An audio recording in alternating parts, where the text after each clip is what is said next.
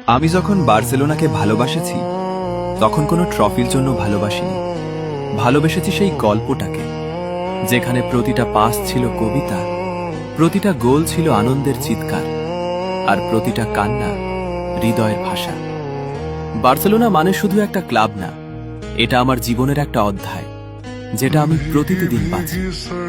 যখন সবাই ব্যস্ত, কে জিতলো কে হেরে গেল, আমি তখন চুপচাপ তাকিয়ে থাকি সেই ব্লাউগ্রানা জার্সির দিকে। ওই জার্সির ভাজে ভাজে লুকানো হাজারো স্বপ্ন, হাজারো কষ্ট, আর অফুরন্ত ভালোবাসা।